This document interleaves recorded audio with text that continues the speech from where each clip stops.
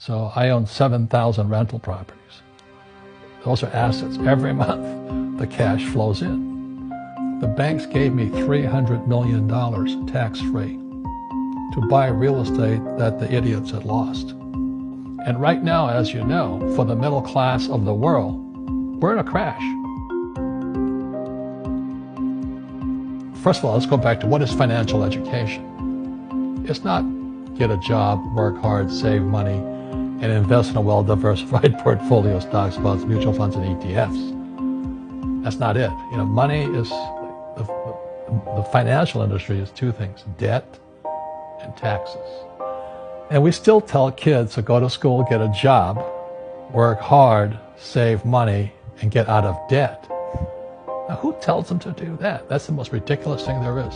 The book starts and it says, lie number 1, saving money will make you rich. Yeah, it never will. You know that. We're all taught that as kids. Yeah, because they can print it.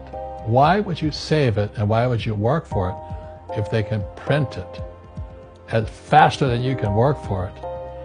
And number 2 is they keep dropping the interest rates on it. You know, Japan still has zero interest rate policy. And I'm Japanese, I'm 4th generation. They're not too bright. Right. Why do you keep saving when they're printing it? You know, when I'm in Japan, that's what I mean by fear. They're so afraid because the Japanese, they're a good culture, but they do as they're told.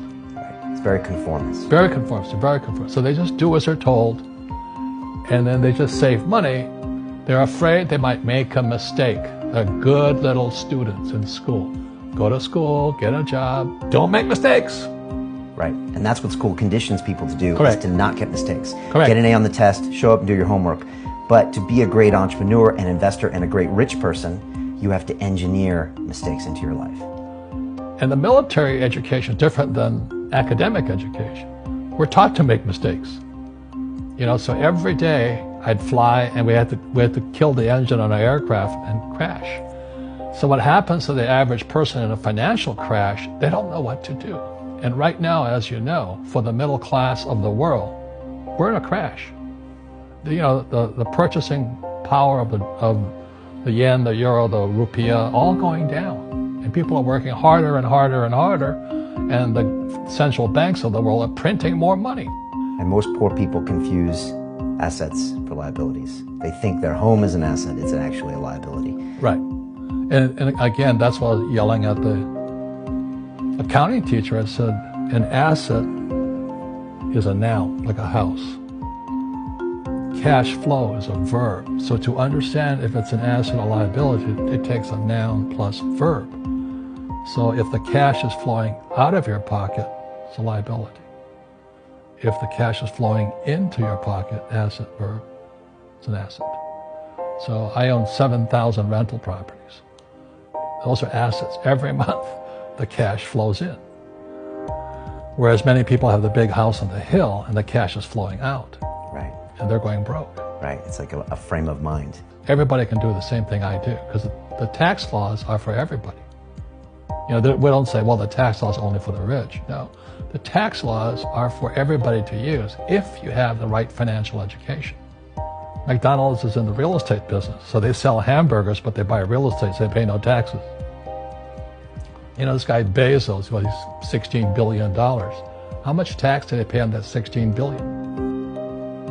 0. And that's all legal. Anyone can do it. Everybody can do it. But most people lack the education. And so you always say, this is the law. The law is true for every citizen. You can do it, but most people just don't do it. Sometimes, like you said, they don't have the education. Because you need to have a plan if you're going to go do risky things. Well, it's not risky. I mean, to me, what's risky is having a job and paying taxes and saving money because they're printing it. You know, that's the worst thing of all. And that's why there's fake money, fake teachers, because the teachers will never, they don't know it. Right. And fake assets, because Wall Street or the City of London or Lehman Brothers or Goldman and all, they're not going to tell you this. After the crash of 2008, the banks gave me $300 million tax-free to buy real estate that the idiots had lost. I hate this, and they were idiots because the prices were so high, Why would you buy it at the top of a market? Don't you know that's going to crash? They, oh, no. This is, that was the subprime, was the derivatives market, the MBSs and all that stuff. Had driven the price of real estate so high, and the rest of us were just waiting. And then when the whole thing came crashing down, all this real estate was now available, and they needed, the Fed and those guys in the Treasury needed guys like us to go in there. So Wall Street gave us hundreds of millions of dollars to mop up all that real estate these guys had lost. Now, it's fair because everybody could do it. Right. So, when I asked the average guy, I said, why don't you use debt? They can't even get a loan because their scores, their FICO scores, I don't even have them here, are so bad. Right. So that's what's going on in the world today. It's fake money, fake teachers, fake assets. The school teachers will never tell you that because they don't know it. My poor dad never knew that. And they think the rich are crooks. The rich just play by different laws. The rules are the same, but you have to do what the government wants you to do.